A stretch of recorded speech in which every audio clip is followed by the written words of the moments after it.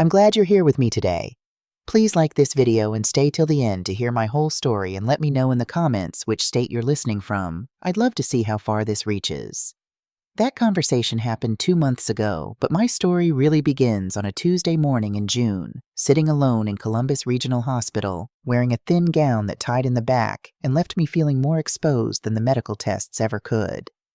I'm Betty Patterson. I'm 63 years old. I worked as a nurse for 40 years before retiring 2 years ago, so hospitals aren't foreign to me. I'd walked these halls thousands of times in scrubs, helping other people through their worst days. But that morning I was the patient, and I'd never felt more alone. The ER doctor said it was likely just stress. My heart rate had spiked, and I'd blacked out in my kitchen making breakfast. They wanted to run tests, EKG, blood work, the whole 9 yards. Standard procedure, the young doctor assured me, with the kind of confidence that only comes from not yet knowing how quickly bodies can betray us. "Is someone coming to pick you up?" the nurse asked, reviewing my discharge papers. "I'll call my son," I heard myself say, even though I knew better. She smiled, that professional smile healthcare workers perfect over years of practice. I'd worn that same smile countless times. "Make sure someone stays with you tonight. You shouldn't be alone after a scare like this." But I was alone. I'd been alone for longer than I wanted to admit. Sitting in that hospital room, still dizzy and frightened, I pulled out my phone. My hands trembled, not from the medical episode, but from what I was about to do. I scrolled to Daniel's name. My son, my only child. The boy I'd raised alone after his father walked out when Daniel was 7, leaving me with a mortgage, a second-grade son, and the kind of bone-deep exhaustion that comes from working double shifts while trying to be both mother and father. I hadn't heard from Daniel in 6 weeks. Not a call, not a text. 6 weeks of silence. But 2 weeks earlier, I'd sent him a message. "Honey, I'm at the hospital. They're running some heart tests. Feeling scared. Call me when you can." The message had shown read within an hour. No reply. Now sitting there with my hospital bracelet cutting into my wrist, I called him. He answered on the 4th ring. "Mom," his voice flat, distracted. I could hear a TV in the background, sports commentary, the roar of a crowd. "Daniel, sweetheart, I'm at the hospital. I had an episode this morning and—" "Mom, I need $3,000 by tomorrow." The words hit like a slap. Not "are you okay?" Not what happened, just a request. A demand, really. "What?" My voice came out smaller than I intended. "Amber's car broke down. The transmission is shot. We need it fixed by tomorrow so she can get to work. Can you transfer the money today?" I stared at the beige hospital wall at the poster, reminding patients to wash their hands, at the little crack in the ceiling tile that looked like a river. "Daniel, did you get my text 2 weeks ago about the hospital?" A pause. Then what text? He didn't remember. Or maybe he did and was pretending not to. Either option felt like a knife. "I'm at the hospital right now, honey. I fainted this morning. They're worried about my heart." Another pause, shorter this time. "Oh, well, are you okay? Are you okay?" 3 words that should have been his opening line, now offered as an afterthought. "They're running tests. I'm scared." "I'm sure you're fine, Mom. You're tough." His tone already shifting back to the original agenda. "So about the money, we really need it. The mechanic won't start work without payment up front." Something in me cracked. Not broke, I'd been breaking slowly for 2 years. This was different. This was a final fracture, the kind that lets light in. "I'll think about it, Daniel." Silence. He wasn't used to this. I'd never said anything but yes. "What do you mean you'll think about it, Mom? I just told you we need it by tomorrow." "And I just told you I'm in the hospital. I need to focus on my health right now." "Jesus, Mom." Frustration sharp in his voice. "It's always something with you." "It's always something with me." The words escaped before I could stop them. "I gotta go. Let me know about the money." Click. He hung up. I sat there holding the phone, listening to dead air, and for the first time in 35 years of being Daniel's mother, I felt something I'd never allowed myself to feel: clarity. Margaret picked me up from the hospital 3 hours later. Margaret Chen, my best friend for 30 years, who I'd met during our first week working night shift at this very hospital. She'd retired the same year I did, and we'd stayed close through everything: divorces, health scares, the loneliness of empty nests. "You look pale," she said, helping me into her Honda. "What did the tests show?" "Heart's fine. Blood pressure's high. Doctor said it's stress." I clicked my seatbelt. He recommended I eliminate sources of stress in my life. Margaret pulled out of the parking lot. Daniel called. I'd told Margaret everything over the years, but I'd always softened the edges. Made excuses. He's busy. Marriage is hard. They're young and figuring things out. But sitting there in her car wearing yesterday's clothes and feeling 100 years old, I couldn't pretend anymore. He asked for $3,000.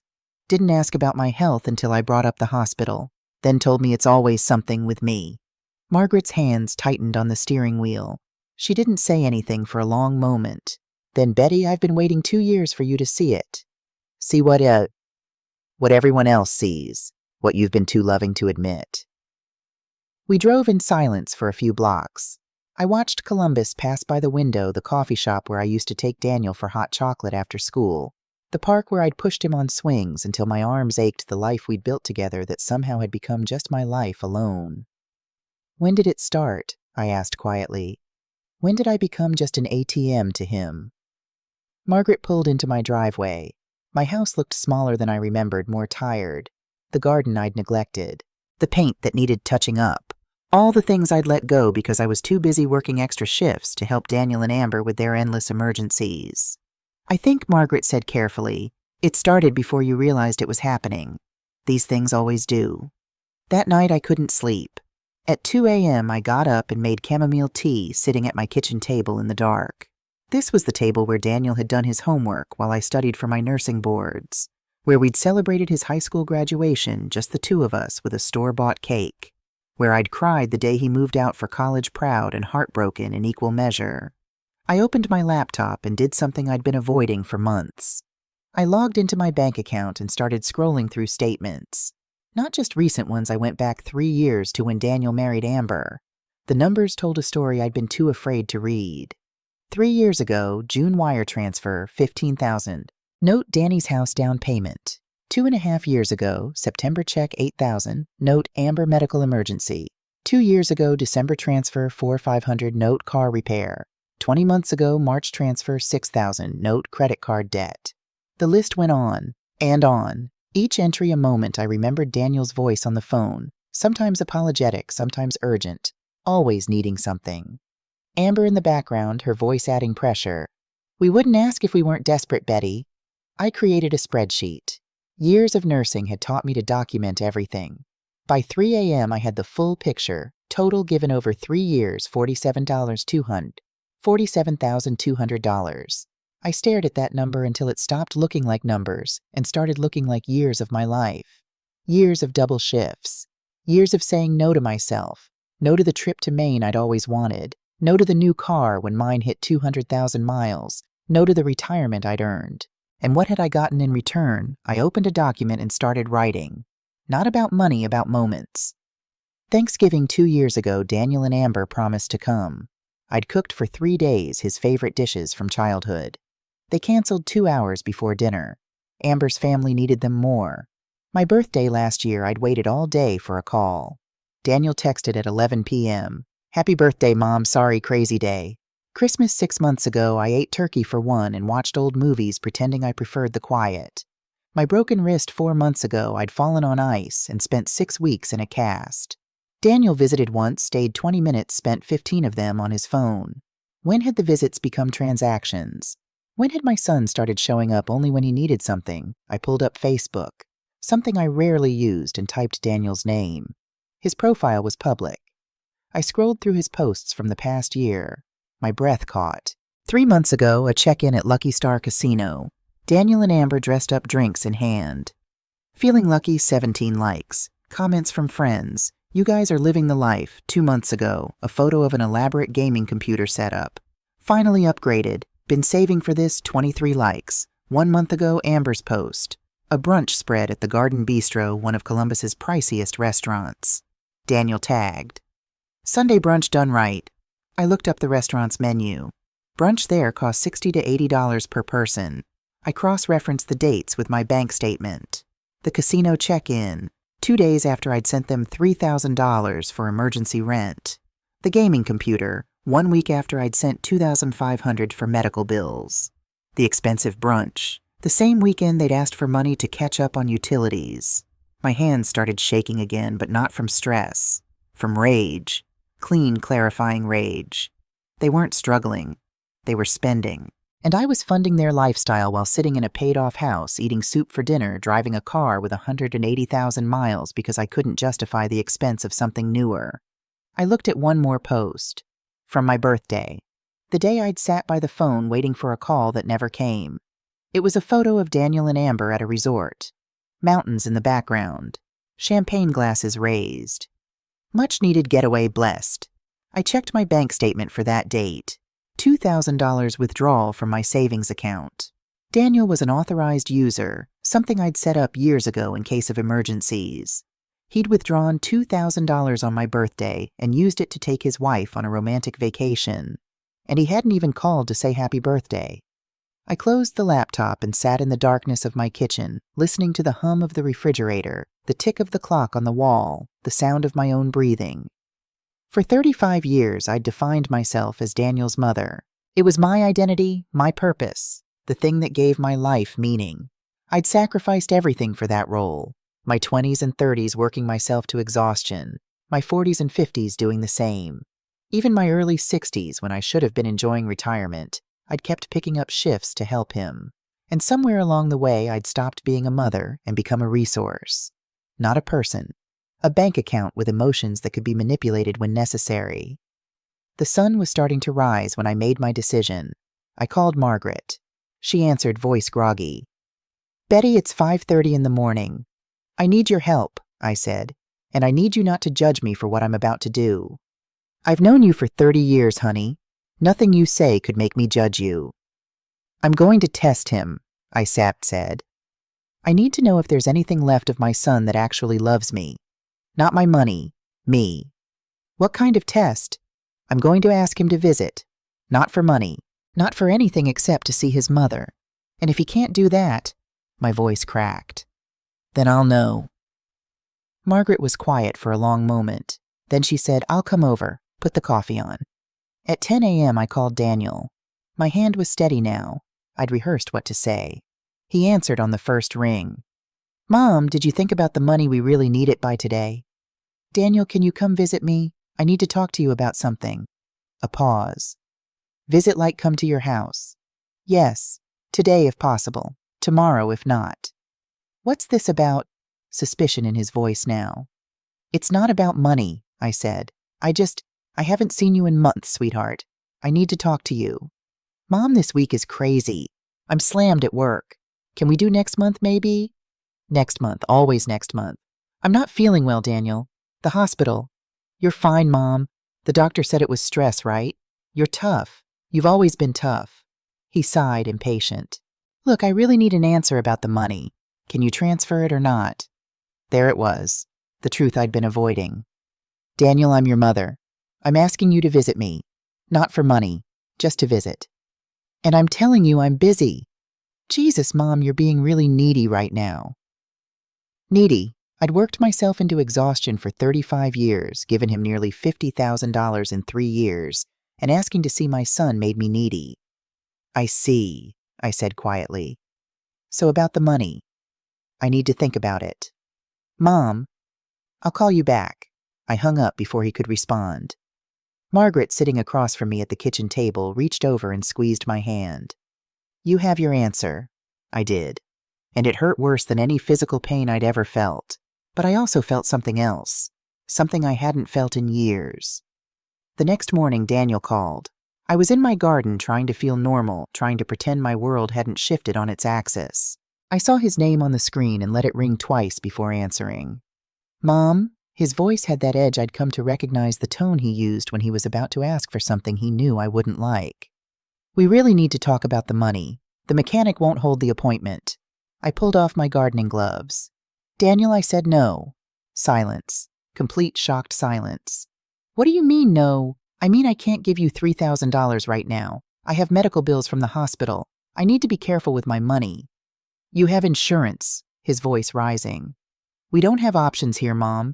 We need this car fixed. Amber can't get to work without it."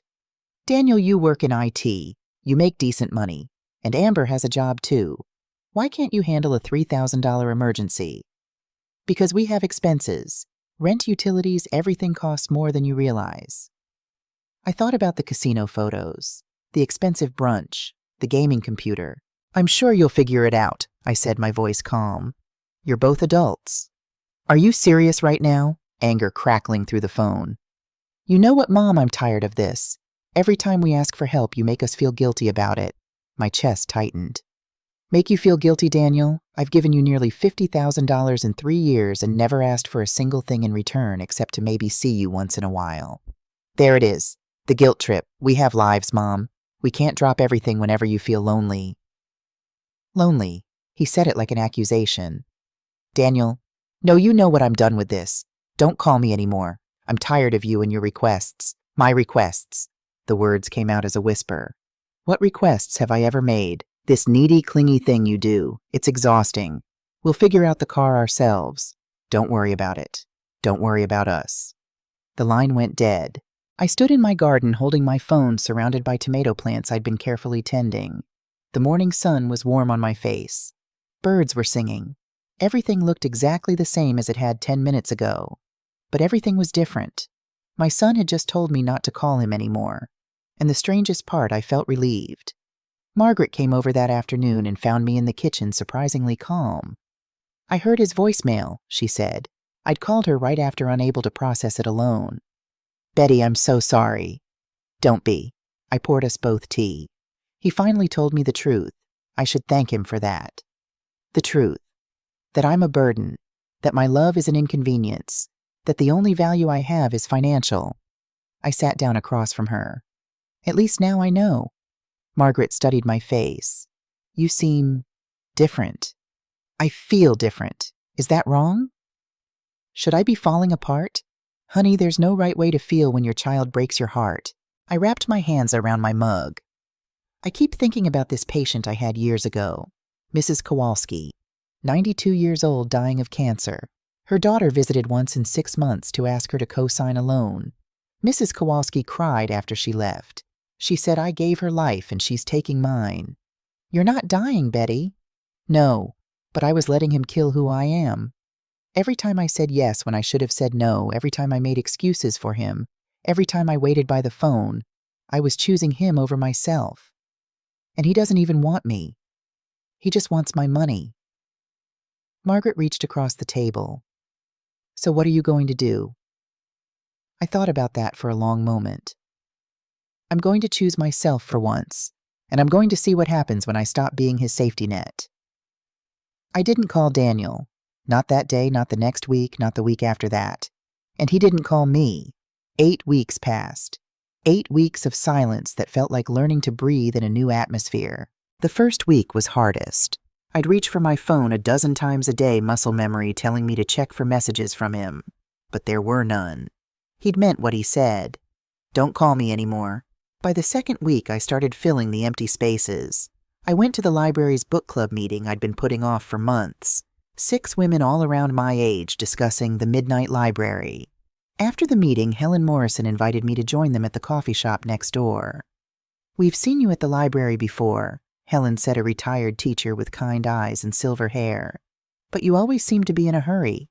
"I was," I admitted, "always rushing home in case my son needed something." Something in my voice must have given me away because Helen nodded knowingly. "Let me guess. Adult child who only calls when they want something."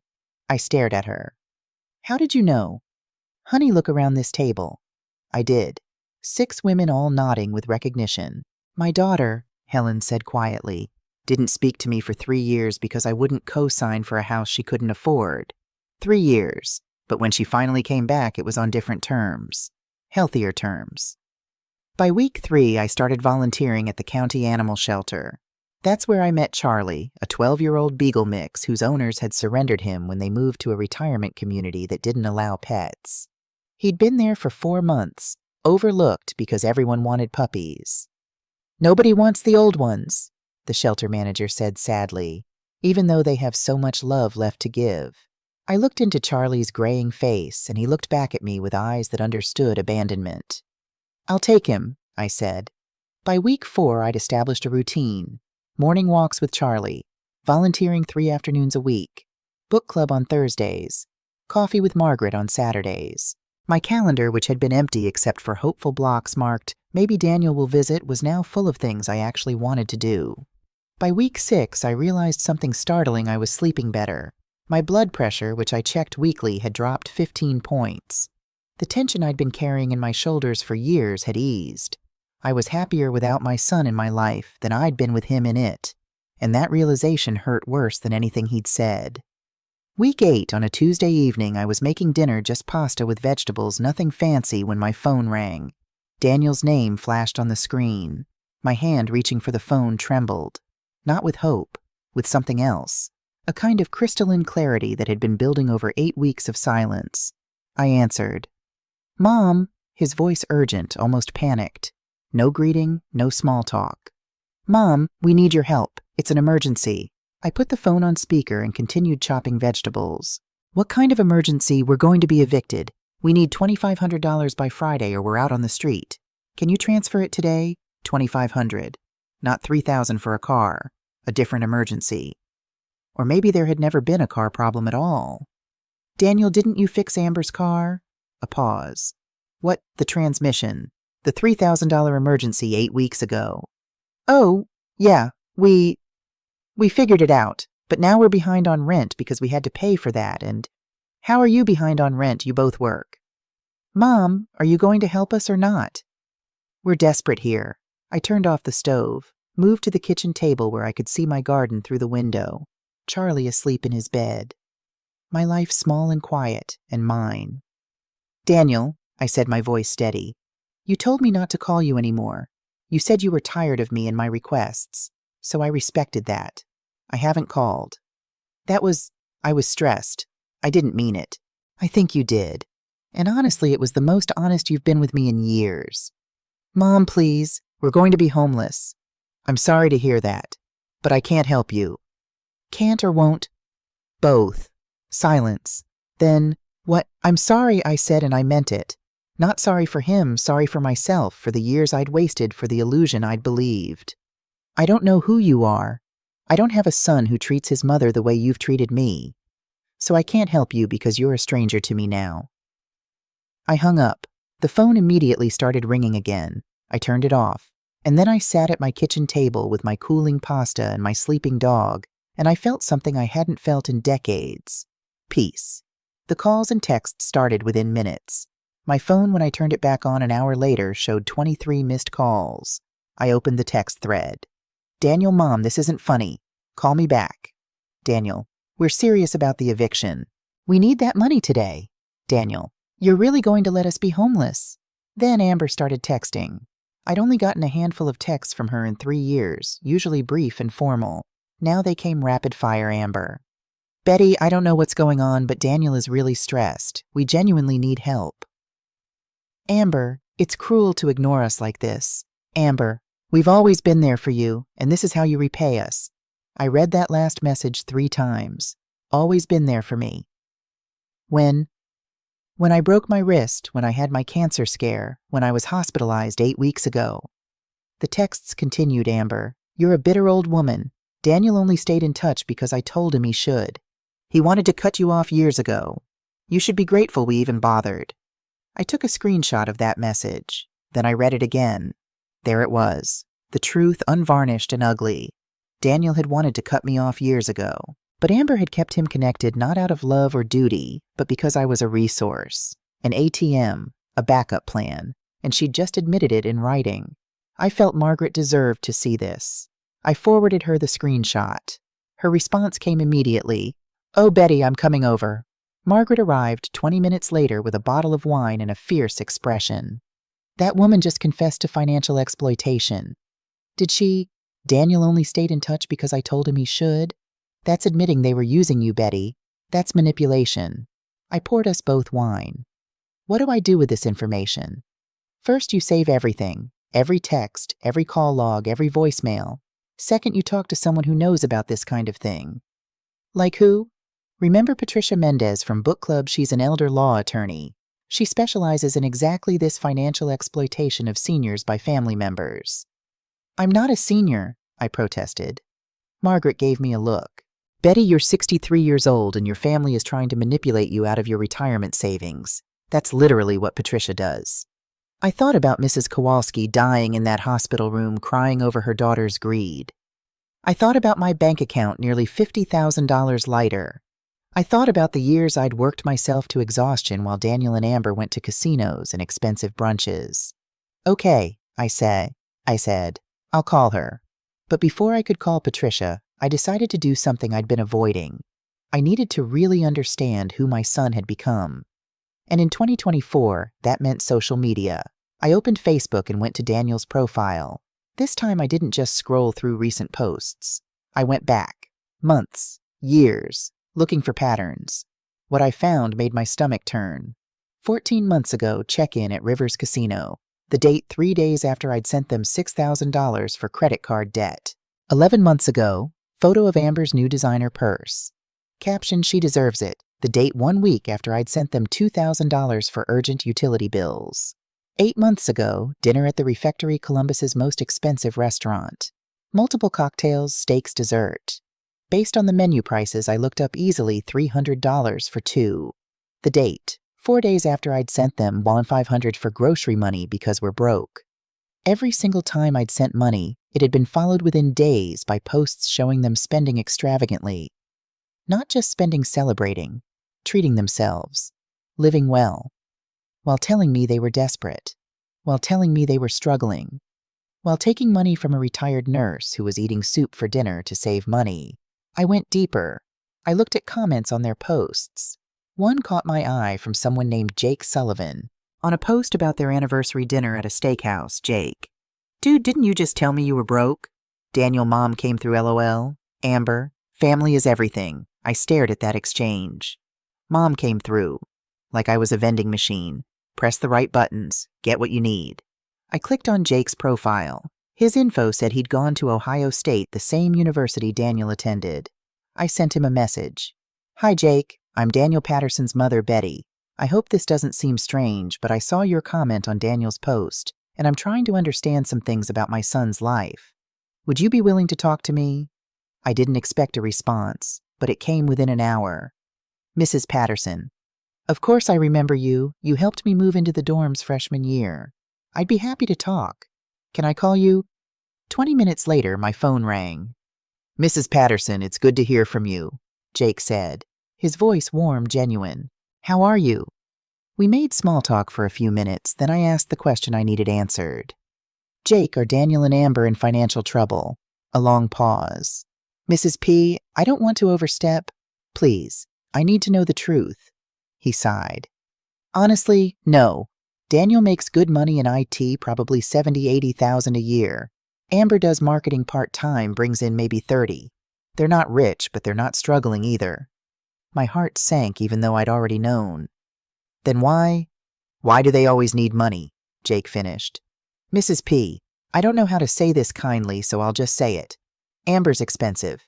She likes nice things. Nice restaurants, nice clothes, weekend trips. And Daniel? He goes along with it. They spend beyond their means, I said quietly. They spend beyond their means. But with your help, he trailed off.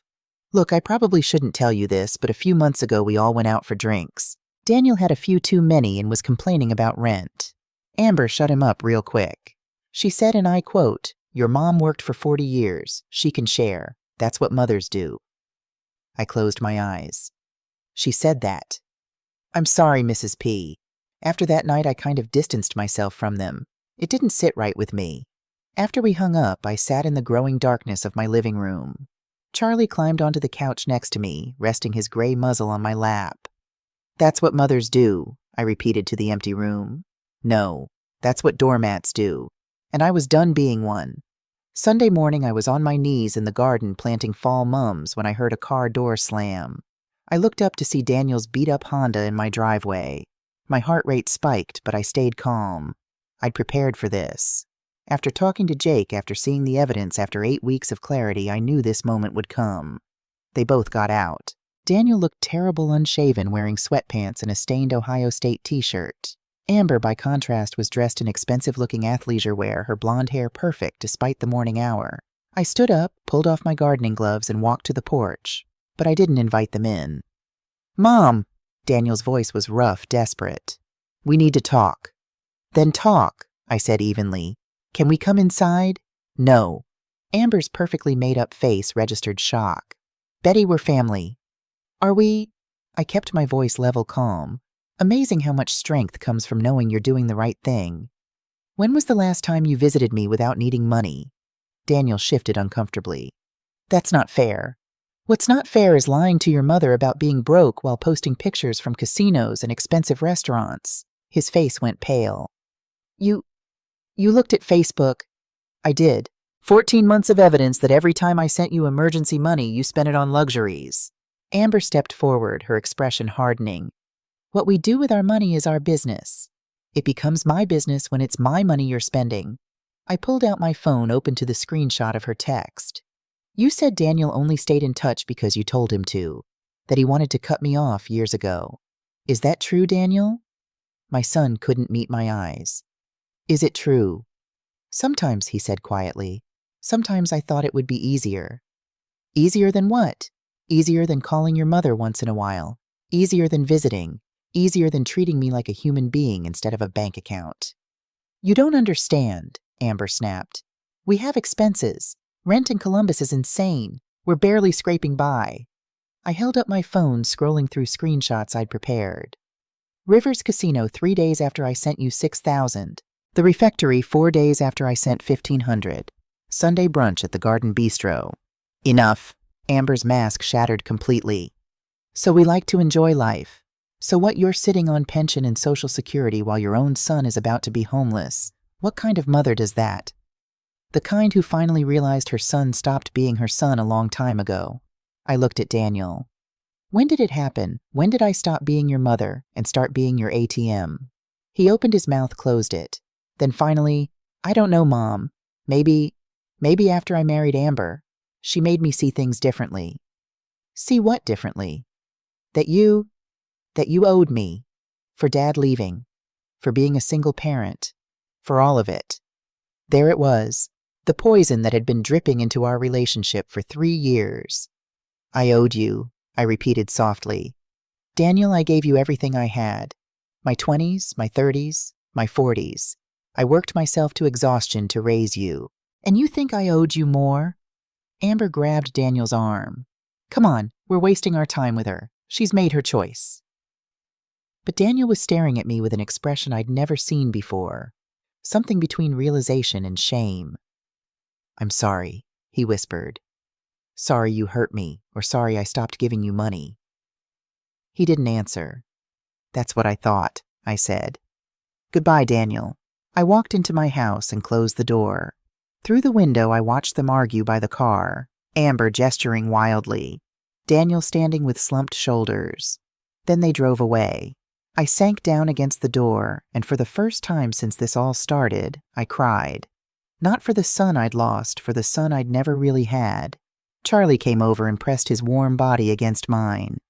Just you and me, buddy, I whispered. Just you and me. For 3 weeks after that Sunday confrontation, my phone became a weapon. The calls started immediately, sometimes 20 a day. I stopped answering after the first few where Amber screamed accusations into my voicemail, while Daniel stayed silent in the background. I saved every single one. The text messages were worse because they were calculated. Designed to hurt. Amber, day 3, we're staying at a motel because of you. $6 of our money going to this roach-infested place. Hope you sleep well in your comfortable house. Amber, day 7, Daniel cried himself to sleep last night. His own mother abandoned him. You should be ashamed. Amber, day 12. People at our church are asking why his mother won't help. What should we tell them? That you're heartless? I didn't respond. Each message went into a folder I'd created labeled simply evidence. Margaret came over most evenings. We'd sit on my porch with wine Charlie at our feet, and she'd help me stay strong. They're trying to break you, she said on day 15. That's what abusers do when you set boundaries. They escalate. I know. I'd seen it in the hospital family members who couldn't accept that a patient had made their own medical decisions. The guilt trips, the manipulations, the escalating pressure. But I'm a nurse. I've dealt with difficult people for 40 years. They're not getting to me. But on day 18, Amber's message changed tone. Amber, you think you're so smart cutting us off. But we know things about you, Betty. We have emails, texts, proof that you're an unfit, manipulative narcissist. We're going to make sure everyone knows what kind of person you really are. Your friends, your book club, everyone." I stared at that message for a long time. Then I forwarded it to Patricia Mendez, the elder law attorney I'd finally contacted. Her response came within minutes. "This is harassment and intimidation. We need to meet. Tomorrow 10 a.m., my office." Patricia's office was in a small brick building downtown decorated with warm colors and comfortable furniture. She was in her 50s with sharp eyes behind stylish glasses and a handshake that meant business. "Betty, thank you for coming in." She gestured to a chair. "I've reviewed everything you sent me. The text messages, the bank statements, the social media evidence. I need to ask you something directly. Are you aware that what they've done constitutes financial exploitation?" I thought they were just using me." "Using you is one thing, but the pattern here, the manipulation, the lies about emergencies, the systematic extraction of money while they spent frivolously, this meets the legal definition of exploitation of an elderly person." "I'm 63. I'm not elderly." Patricia smiled gently. "In legal terms, 60 and over qualifies, but that's not the point. The point is that you have rights and they've violated them. The question is, what do you want to do about it?" I thought about that. "I don't want revenge. I just want them to leave me alone. Then we send a cease and desist letter. It formally demands they stop all contact. If they continue, we can pursue a restraining order." "Will that make them angrier?" "Probably. But Betty, they're already threatening you, already harassing you. A cease and desist puts them on notice that their behavior has legal consequences." I signed the paperwork. Patricia said the letter would go out that afternoon. I felt like I'd crossed a line I could never uncross, but I also felt protected for the first time in months. The cease and desist letter must have arrived on day 21 because the messages stopped abruptly. 3 days of blissful silence. Then on day 24, my mail included an envelope I didn't recognize. Credit card statement from First Bank Visa. I opened it confused. I didn't have a First Bank card. Account holder Betty J. Patterson. Current balance, $8,427.18. My hands went cold. I scanned the charges, Best Buy $2,400. DoorDash multiple charges. Shell gas station. Columbus restaurants I'd never been to. The account had been opened 8 months ago. I immediately called the number on the statement. "First Bank, this is Derek. How can I help you?" "I received a statement for an account I didn't open." My voice was shaking now. "This is fraud." "I understand, ma'am. Can you verify your social security number?" I did. Derek typed for a moment, then, "I see the account was opened online 8 months ago. The billing address matches your current address. Do you have any authorized users on your other accounts who might have had access to your personal information?" My stomach dropped. "My son. He was an authorized user on my bank account until 3 weeks ago." "I see, ma'am. I'm going to transfer you to our fraud department. This sounds like identity theft." Over the next hour, I learned the full scope. 3 credit cards opened over the past 10 months, all in my name. Total debt, $13,200. None of the cards had been sent to my address. They'd been sent to an address in Columbus I didn't recognize. When I looked it up, it was a UPS store mailbox. The fraud investigator, a woman named Sandra, was patient and thorough. "Mrs. Patterson will need you to file a police report. This is identity theft, which is a felony. Once you have the report number, we'll start the investigation on our end." "Will I be responsible for this debt?" "Not if it's verified as fraud, but we need that police report."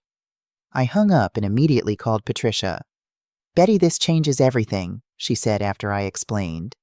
"This isn't just exploitation anymore. This is criminal fraud. You need to go to the police today, right now." The Columbus Police Department's Financial Crimes Division was in a gray building that smelled like coffee and copy paper. Detective Maria Santos was younger than I expected, maybe 40, with kind eyes and a no-nonsense demeanor. "Mrs. Patterson walked me through this from the beginning. I told her everything. The 3 years of giving money, the recent cut off the harassment, and now the credit cards. I showed her my evidence folder, bank statements, text messages, the social media posts, everything." Detective Santos took notes, her expression growing darker. "Do you know where Daniel and Amber are currently living? They said they were evicted. I don't know where they are now." "We'll find them." She looked up from her notes. Mrs. Patterson, I need to be honest with you. This investigation will involve your son being questioned, possibly arrested. Are you prepared for that? I thought about the little boy who used to climb into my lap during thunderstorms. The teenager who'd hugged me after his high school graduation. The man who'd looked at me 3 weeks ago and admitted he'd wanted to cut me off for years. Yes, I said. I'm prepared. Good. Because between the identity theft and the evidence of systematic financial exploitation, we're looking at multiple felonies here. If they're convicted, they'll face prison time. Prison. The word hung in the air like smoke.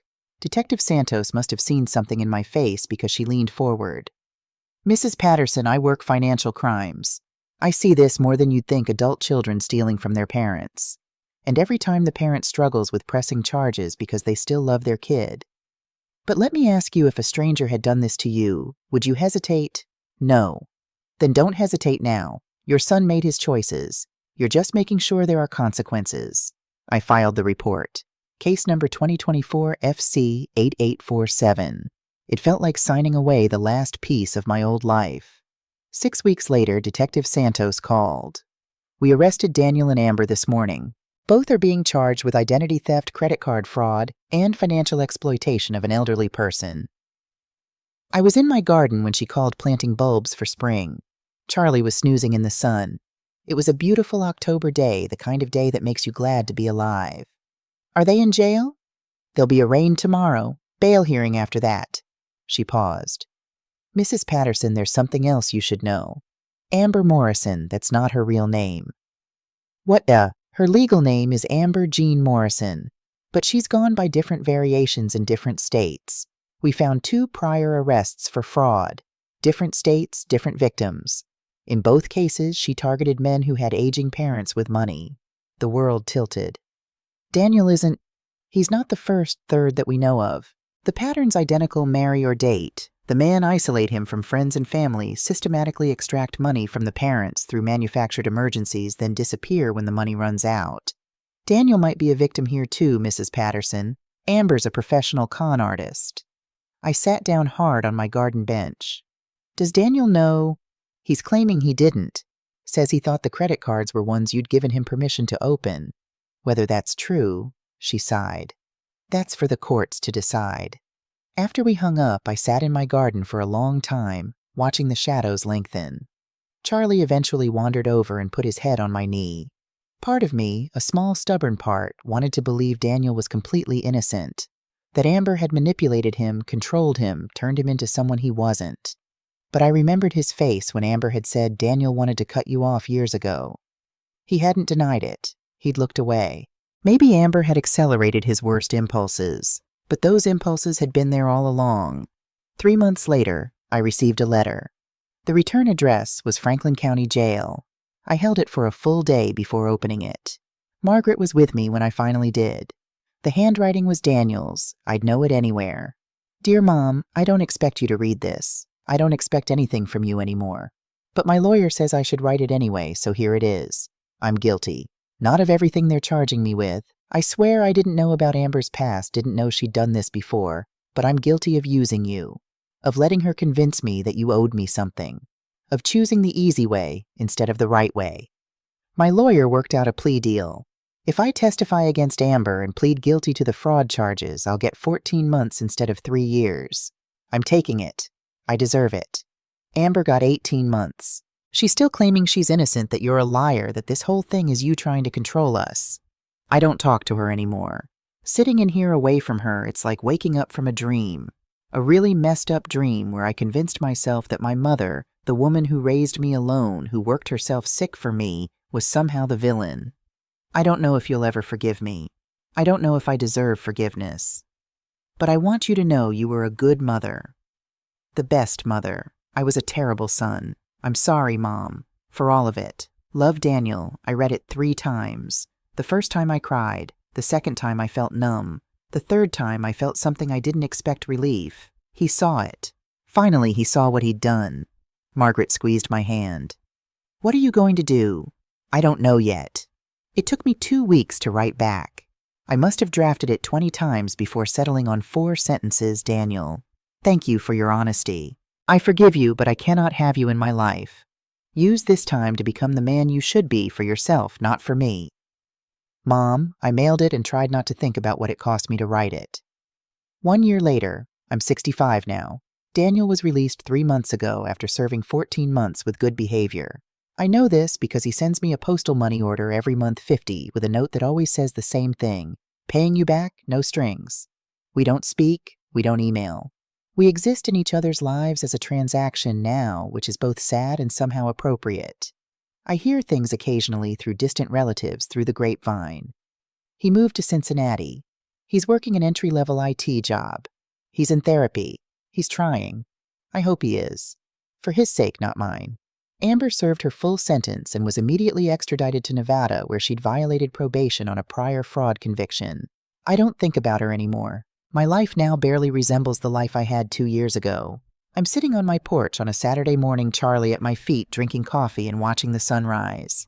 In an hour, Robert is picking me up for breakfast.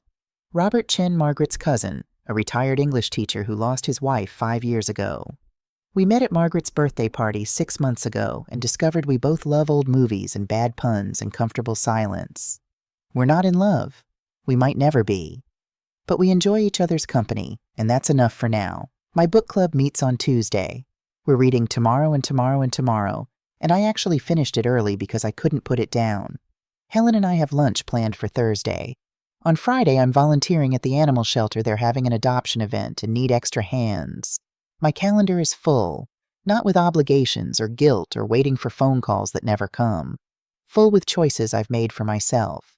Last week, I booked a trip to Maine for next month. Bar Harbor in October when the leaves are turning and the tourists have gone home. I'm going alone, just me and my thoughts and the ocean I've wanted to see for 40 years. I'm using my pension for myself now. The money I saved, the money I earned working all those years, it's mine. And I'm finally treating it that way. My phone is on the table next to me. It rings occasionally. Margaret, Helen, Robert, my cousin Sarah. People who call because they want to talk to me, not because they want something from me. It never rings with Daniel's number anymore. Sometimes that makes me sad. Most times it makes me grateful. I look at the photos on my refrigerator. New pictures now, Charlie's adoption day. Robert and me at the art museum. My book club friends at our annual dinner. A selfie Margaret took of us at the shelter, both of us covered in puppy kisses. There's one old photo I kept tucked in the corner. Daniel at age 7, gap-toothed and grinning, showing me a crayon drawing he'd made. "It's us, Mom," he'd said. "We're superheroes." I keep it not to torture myself, but to remember I was a good mother to that little boy. What he chose to become as a man, that wasn't my failure. That was his choice. Charlie stirs at my feet and looks up at me with those wise old eyes. He's 15 now, moving slower, sleeping more. The vet says we're on borrowed time. But aren't we all? "You know what, buddy?" I scratch behind his ears. "I don't have a son anymore. But I have myself. I have friends who love me. I have a life I actually want to live. And that's enough. That's more than enough." He licks my hand and I could swear he understands. The sun is fully up now, painting my garden in gold light. The mums I planted are blooming deep reds and oranges and yellows. In spring, the bulbs I put in will come up. Tulips and daffodils. Renewal. Growth. Beauty that comes from things buried in darkness. I think that's what healing is. Not forgetting the darkness, but letting something beautiful grow from it. My phone buzzes. A text from Robert Morning Betty, still on for breakfast. Found a new place that makes incredible pancakes. I smile and text back. Sounds perfect. Pick me up at 8. It's a date. At 65. Who would have thought I finish my coffee, give Charlie one more scratch, and head inside to get ready? There's a whole day ahead of me full of possibilities I get to choose. And for the first time in years, maybe in my whole life, I'm choosing joy. I'm choosing myself. And I'm not sorry about it anymore.